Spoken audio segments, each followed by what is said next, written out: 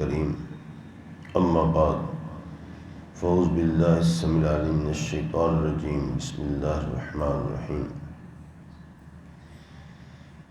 جزا اللہ عنا خیرا ما جزا نبیا عن امته او کما قال سعد بن ربیع رضی اللہ تعالی عنہ۔ حضرات احترام، آج پھر ہم اس آخری مرحلے کے اوپر جو نبی اکرم صلی اللہ علیہ وآلہ وسلم کا ایک دردناک کیفیت تھی غزوہ احد کے اندر، وہ ہم اس کا تذکرہ کرتے ہیں کہ نبی اکرم صلی اللہ علیہ وآلہ وسلم جب ابو سفیان نے یہ بات کہہ ڈالی کہ ہم بدر کے اندر آپ کا مقابلہ دوبارہ کریں گے، جہاں پہ آپ یہ بدلہ بھی لے لیا ہے، جہاں پہ تم نے آ کر ہمارے ساتھ مقابلہ کیا تھا، دوبارہ وہاں پہ آؤ، اگلے سال ہم تمہارا بدلہ وہاں پہ پھر اور بدلہ چکائیں گے۔ یہ بدر کا بدلہ لیا ہے۔ نبی اکرم صلی اللہ علیہ وآلہ وسلم جب ابو سفیان کی یہ بات سن کر خاموش ہو گئے اور وہ اپنی خوشی کا اظہار کرتے ہوئے واپس لوٹتا ہے اپنے لشکر کی طرف، تو آ کر اس نے لشکر کی کوچ کی تیاری کا حکم دے دیا کہ چلو۔ نبی اکرم صلی اللہ علیہ وآلہ وسلم کے بہت سے صحابہ کرام کیونکہ شہید ہو چکے تھے اور تقریباً تمام لشکر جو ہے وہ بکھر چکا تھا۔ 70 تو زخمی تھے آپ کے اور 70 شہید ہو چکے تھے، لیکن جو 500 صحابہ کرام تھے وہ کہاں تھے؟ اب اس کی فکر کو پہاڑوں پہ چڑھے ہوئے تھے، بقیہ کا پتہ نہیں چل رہا تھا۔ جو نبی اکرم صلی اللہ علیہ وآلہ وسلم کو فکر دامنگیر ہوئی کہیں ابو سفیان کا لشکر واپسی پہ جاتے ہوئے مدینہ منورہ پر حملہ آور نہ ہو جائے، وہاں پہ تو بچے ہیں، بوڑھے ہیں اور عورتیں ہیں اور ہمارا سامان ہے، دشمن کا تو پتہ کوئی نہیں چلتا ہے۔ لہذا نبی اکرم صلی اللہ علیہ وآلہ وسلم نے سیدنا علی کرم اللہ وجہ کو کفار لشکر کی نگرانی کے لیے مقرر فرما دیا کہ جاؤ ایسا ایسا پیچھے چلتے جاؤ اور ان کا پتہ کرو۔ آپ صلی اللہ علیہ وسلم نے یہ بھی ارشاد فرمایا کہ اگر وہ اونٹوں پر سوار ہو جائے اور جو گھوڑے ہیں ان کو کوتل میں ان کا سامان اتار لیا جائے، ان کی آتھر یا ان کی زینیں اتار لی جائیں گھوڑوں کی، تو سمجھ لو کہ وہ واپس جا رہے ہیں۔ تو اگر وہ گھوڑوں پر سوار ہوں اور اونٹوں کو انہوں نے خالی کیا ہوا ہو، ان کے اوپر ہودج وغیرہ یا دوسرا سامان نہ لدا ہوا ہو، اونٹوں اور وہ سوار ہوں گھوڑوں کے اوپر، تو سمجھ لینا کہ وہ مدینہ پر چڑھائی کرنے والے ہیں۔ ابھی وہ حالت جنگ میں ہیں اور گھوڑوں کو وہاں پہ ان کی ٹاپوں پہ جا کر مدینہ منورہ پر حملہ کریں گے۔ اور ساتھ ہی آپ نے ارشاد فرمایا والذی نفسی بیدہ وإن ساروا إلیہا لأسیرن إلیہم ثم لنناجزنہم۔ خدا کی قسم جس کے قبضہ قدرت میں محمد صلی اللہ علیہ وسلم کی جان ہے، اگر انہوں نے مدینہ منورہ پر چڑھائی کی تو میں ان کو فوراً تعاقب بھی کروں گا اور ان کو جنگ کا دوبارہ چیلنج کروں گا۔ یعنی اس حال کے اندر کہ ہمارے تمام کے تمام اکثر صحابہ کرام وہ شہید ہو چکے ہیں، جنگجو، لیکن اس کے باوجود حالت جنگ کے اندر آپ نے ارشاد فرمایا کہ میں ان کا جنگ بھی کروں گا ان کے ساتھ جا کر، اور ان کا تعاقب بھی کروں گا۔ نبی کی یہ شان، نبی کی یہ عظمت، اللہ اکبر۔ اور اس طرح صحابہ کرام بھی حیران تھے کہ آقا علیہ السلام کیا فرما رہے ہیں۔ سیدنا علی المرتضیٰ کرم اللہ وجہہ یہ وادی عقیق تک گئے ان کے پچھڑے نقل و حمل کا پتہ لگانے کے لیے۔ تب جا کر انہوں نے آقا علیہ السلام کو خبر دی کہ مشرکین مکہ، کفار مکہ نے اونٹوں کے اوپر سوار ہو گئے ہیں اور گھوڑوں کو زینوں سے خالی کر لیا ہے۔ یہ آ کر جب اطلاع دی تو آقا وہاں پہ چند لوگوں نے کہا، ابو سفیان کے جو بعد میں مسلمان ہوتے ہیں، کہا کہ ہمیں چند لوگوں نے، نوجوان جو تھے جنہوں نے مسلمانوں کو شہید کر دیا تھا، انہوں نے کہا کہ آؤ مدینے کو بھی لوٹ لیں، اور انہوں نے رخ کر لیا۔ لیکن صفوان بن امیہ کہنے لگا، اور رک جاؤ، بات بن گئی ہے، وہ بکھر گئے ہیں، اگر وہ جمع ہو گئے تم ان کا مقابلہ نہیں کر سکو گے، اسی کو غنیمت جانو اور چلتے بڑھو، ورنہ ہمیں اپنی جانوں سے نہ ہاتھ دھونا پڑے۔ یہ کہہ کر ابو سفیان جو ہے وہ مکہ میں واپس چلا جاتا ہے، اور جا کر سب سے پہلے حبل کا استھان کرتا ہے۔ ان کے استھان دیتے ہیں یا پنجابی کے اندر کہتے ہیں۔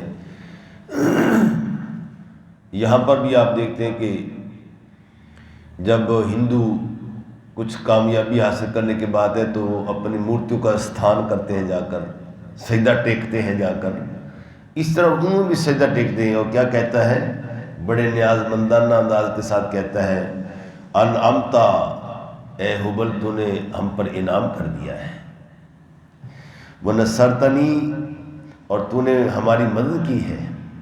بدھوں کو جا کر کہتا ہے، اس بدھ کو جا کر، وَشَفَّیْتَ نَفْسِی مِن مُحَمَّدٍ وَصَحَابِهِ، اور تو نے میرے دل کے اندر ایک سکون پیدا کر دیا ہے، شفا دے دی ہے، جو انتقام کا روگ تھا بدر کا مقام لینے کا، اس سے تو نے شفا بخش دی ہے۔ اور اظہار عقیدت کے لیے وَحَلَقَ رَأْسَهُ، اور اپنے سر کو منڈوا لیا اس نے۔ یہ دور جاہلیت کے اندر بھی ایسا ہوتا تھا۔ نبی اکرم صلی اللہ علیہ وآلہ وسلم نے اب جو تمام صحابہ کرام کو بلایا، آواز دیا، معاشر الانصار تعالوا، محمد صلی اللہ علیہ وسلم ہناک، آقا علیہ السلام تو یہاں پہ ہے، تم کہاں بکھر گئے؟ اور پھر آہستہ آہستہ آہستہ سارے صحابہ کرام اکٹھا ہونا شروع ہو گئے۔ اب صحابہ کرام کی جو خبر گیری تھی کہ فلاں صحابی کو تلاش کرو، یہ صحابی تو شہید ہو چکا ہے، یہ بھی شہید ہو چکا ہے، یہ بھی شہید ہو، باقی کہاں ہیں؟ اب کیونکہ سارے بکھرے ہوئے تھے، وادی تھی، یعنی ایک فرلانگ کے اندر وہ پیچھے دھکیلے جا رہے تھے، اور اتنا یہاں سے لے کر آپ دیکھو، آپ شالامار باغ تک کتنا علاقہ ہوگا پھر، اور اس میں وہ بکھرے ہوئے لوگ ہوں گے، اور چھوٹی چھوٹی پہاڑیاں، ان کے تودے اور سارے وہاں پہ موجود تھے۔ اب تو زیادہ صاف ہو چکا ہے، اس وقت پہاڑی چھوٹے چھوٹے پہاڑ تھے، ان کے اوپر چڑھ کر تو کفار مکہ نے پتہ نہیں کیا کیا کس کس ان کے ہاتھوں کو کاٹا تھا، آنکھوں کو کاٹا تھا، ان کے پاؤں کو کاٹ کر پتہ نہیں کیا کیا ظلم کیا، انہوں نے انتقام لیا انہوں نے بدر کا۔ چنانچہ نبی اکرم صلی اللہ علیہ وآلہ وسلم نے حضرت حنظلہ رضی اللہ تعالیٰ عنہ کی تلاش، وہ صحیح سلامت مل گئی، کیونکہ ابھی وہ نہائے تھے، وسیل الملائکہ جسے کہتے ہیں، جن کو فرشتوں نے نہلا دیا تھا، وہ جنبی تھے۔ اور دوسری روایت کے اندر آتا ہے کہ زید بن ثابت روایت کرتے ہیں کہ نبی اکرم صلی اللہ علیہ وسلم فرمایا، کون ہے جو سعد بن ربیع ان کی خبر لے کر آئے، کیا وہ زندہ ہے یا فوت ہو چکا ہے؟ سیدنا سعد بن ربیع بڑے پیارے صحابی تھے آپ صلی اللہ علیہ وسلم کے، کہ میں نے دیکھا تھا کہ وہ ایک ہی وقت کے اندر 12 نیزے ان کے اوپر گھوم رہے تھے. 12 نیزے سعد بن ربیعہ کے اوپر 12 دشمنان اسلام ان کو نیزوں سے مار رہے تھے. میں نے ان کو دیکھا تھا. اس کو لے کر آؤ. چنانچہ محمد بن سلمہ کہتے ہیں کہ میں نے ان کو تلاش کیا اور تلاش کرتے کرتے کرتے کرتے دیکھا کہ وہ آخری نزا کی کیفیت تھی، اور جن کے جسم کے اوپر میں نے جب ان کو صاف کیا تو 70 کے قریب ان کے اوپر نیزوں کے اور تیروں کے نشان تھے، ایک ہی شخص کے اوپر. تو میں کہ اور جب میں نے دیکھا کہ کیا حال ہے تو میں کہ نہیں، کہا کہ میں آخری سانس لے رہا ہوں. اور نبی علیہ السلام حضرت مسلم بن نبی محمد بن مسلمہ کہتے ہیں کہ میں نے ان کو آقا علیہ السلام کا سلام پہنچایا. کہا کہ آقا علیہ السلام تمہیں تلاش کر رہے ہیں. تو میں کہ نہیں، میں آخری سانس لے رہا ہوں، میری طرف سے میرے آقا کو سلام عرض کر دینا. اور یہ کہنا کے ساتھ عرض کرتا ہے جزاک اللہ عنا، اللہ تعالیٰ کی ذات ہماری طرف سے آپ کو بہترین جزا عطا فرمائے. خیر جزا نبی امت ہی، اور ہم نے بھی ایک ایسی جزا عطا فرمائے کہ جو کسی امتی جو ہے اپنے نبی کو عطا کرتے ہیں کہ ہم نے اپنی جانوں کا نذرانہ پیش کر دیا ہے، ان کو قبول فرما لینا. اور یہ بھی ساتھ کہا، سبل الہدا کے اندر آتا ہے کہ حضرت سعد بن ربیع کہتے ہیں کہ اور یہ بھی عرض کرنا کہ احد پہ دامن کے اندر میں جنت کی خوشبو کو سونگھ رہا ہوں. اللہ، اور اپنی جانے جانا کو پیغام محبت دے دینا کہ اس پیغام کی طرف سے اپنی قوم کی طرف سے بھیجتے ہوئے کہا ابلغ قومک انی السلام وقلہم ان سعد ابن ربیع یقول لکم انه لا عذر لکم عند اللہ یخرس الى رسول اللہ صلی اللہ علیہ وسلم منکم عین تطرف.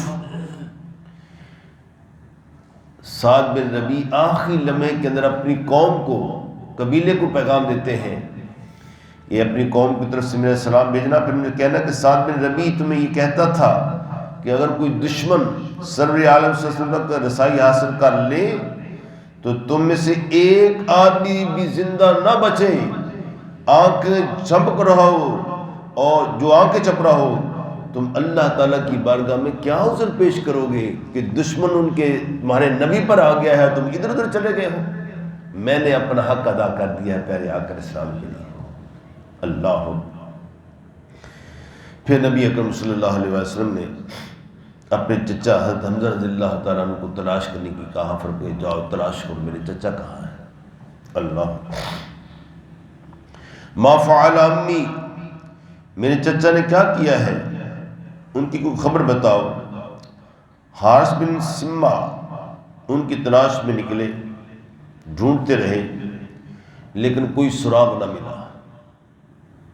سیدنا حمزہ رضی اللہ تعالیٰ عنہ کی جسد اطہر کو تلاش کرنے کے لیے وہ نکلے. پھر سیدنا علی رضی اللہ تعالیٰ عنہ کو بھیجا کہ جاؤ تم بھی تلاش کرو. انہوں نے بڑی تلاش کیا، بہت تلاش کیا، کیونکہ تمام کا تمام وہ علاقہ جو تھا وہ سیدنا حمزہ سید الشہداء رضی اللہ تعالیٰ عنہ کے خون سے لتا پتا تھا، خون بہ رہا تھا ان کا بہت زیادہ. واپس آ کر نبی اکرم صلی اللہ علیہ وسلم کو اطلاع دی، یا اصل ان کا خون اور ان کے جسم کے کچھ ٹکڑے میں نے دیکھے ہیں لیکن ان کی جو اصل لاش میت ہے جسد اطہر ہے وہ نہیں مل رہا ہے. ان کے پاؤں سے یا کوئی ہاتھوں سے پہچان لیا ہوگا کہ یہ خون جو ہے وہ سید الشہداء کا لگتا ہے. اللہ اکبر، کس مقام کے اوپر انہوں کو شہید کیا گیا تھا.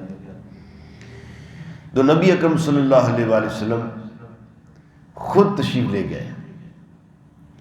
جب ان کی اس صادق عاشق صادق کی لاش کو دیکھا، فرمایا کہ اس کے میں پیٹ چاک ہو چکا ہے، اور جو دل محبت رسول کے اندر اور محبت اللہ کی محبت کے اندر جس دل کے اندر محبت تھی، فرمایا کہ اس دل کو بھی نکال کر پرزے پرزے ٹکڑے ٹکڑے کیا ہوا تھا، چبا کر اس کو پھینکا ہوا تھا۔ نبی اکرم صلی اللہ علیہ وآلہ وسلم نے جب دیکھا کہ آپ کی آنکھوں وہ بھی پھوڑ دی گئی ہیں، اللہ اکبر، اتنا غمناک کیفیت دیکھ کر میرے آقا سے رہا نہ گیا اور آنکھوں سے آنسو جاری ہو جاتے ہیں۔ اور روئے نہیں، اب بکا نہیں کیا آپ نے۔ میرے آقا نے جب اپنے چچا جان کی یہ کیفیت دیکھی، آنکھوں سے جاری ہو جاتے ہیں۔ تو جب لشکر اسلام کے اندر بھگدڑ سی مچتی ہے تو اس وقت پوچھا کہ حمزہ کہاں تھے؟ تو ایک شخص نے عرض کی، یا رسول اللہ میں ایک چٹان کے اوپر چڑھا ہوا تھا اور حضرت حمزہ یہ آواز دے رہے تھے، انا اسد اللہ و اسد رسولہ، میں اللہ کا شیر ہوں اور اس کے رسول کا شیر ہوں۔ جب صحابہ کرام بکھر رہے تھے، وہ تنہا کھڑے تھے، وہ آگے ہراول دستے کے اندر، میں کہ صحابہ تھوڑے سے چٹانوں کی طرف چڑھ گئے اور وہ اکیلے شخص کھڑے تھے۔ میں نے اس کو دیکھا کہ انا اسد اللہ و اسد رسولہ، اللہم ابرأ الیک مما جاء بہ ہؤلاء، یعنی ابا سفیان و اصحابہ، کہ اے اللہ پاک ان کفار کی کارستانیوں سے جو تیرے نبی کے خلاف کر رہے ہیں، میں ان سے بری ذمہ ہوں، میں ان کے ساتھ نہیں جا رہا۔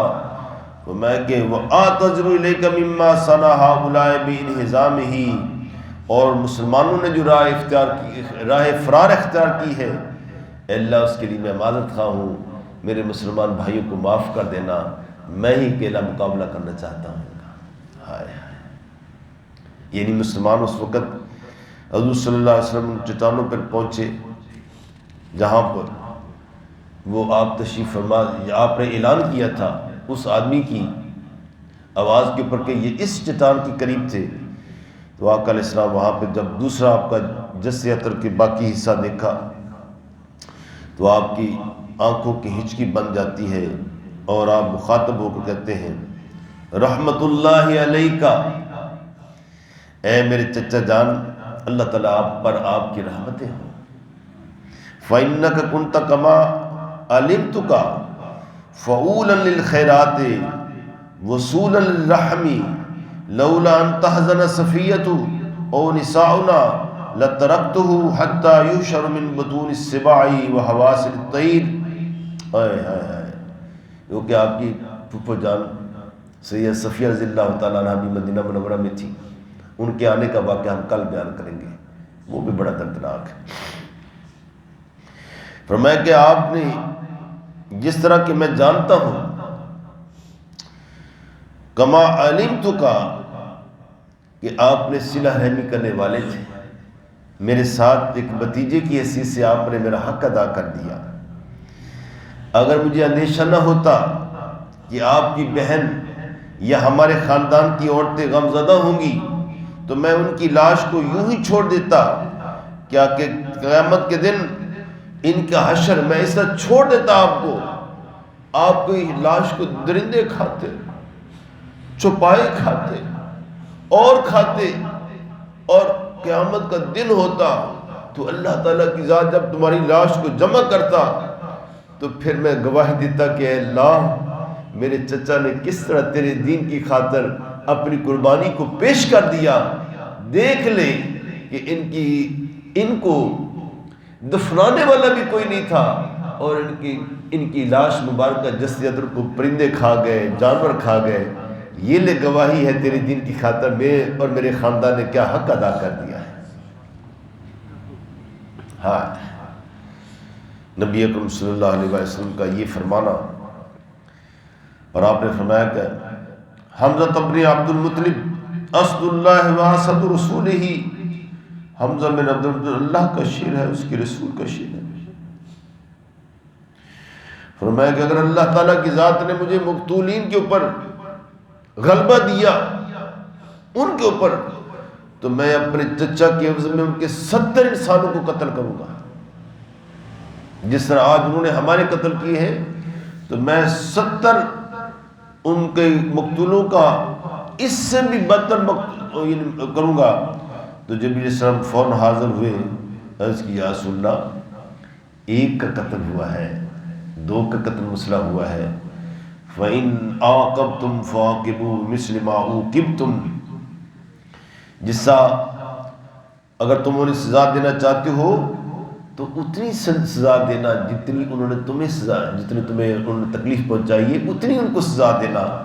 وَلَئِنْ صَبَرْتُمْ لَهُوَ خَيْرٌ لِلصَّابِرِينَ، اور اگر آپ صبر کریں گے تو اللہ تعالیٰ صبر کرنے والوں کو بہتر اجر عطا فرمائے گا۔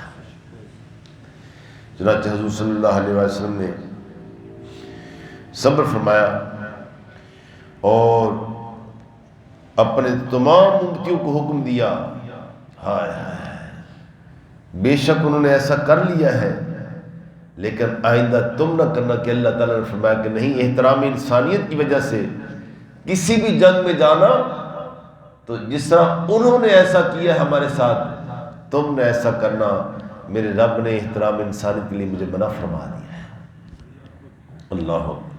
اللہ تعالیٰ کی ذات ان کی عظمتوں کو سمجھنے کی توفیق عطا فرمائے، اور شہدائے احد کی تدفین کے بعد آقا علیہ السلام کی جو واپسی ہوتی ہے اور جو دعا مانگی جاتی ہے وہ ہم کل بیان کریں گے۔ اللہ تعالیٰ ہماری یہ حاضری اپنے بارگاہ میں قبول فرمائے۔ وآخر دعوانا الحمدللہ رب العالمین۔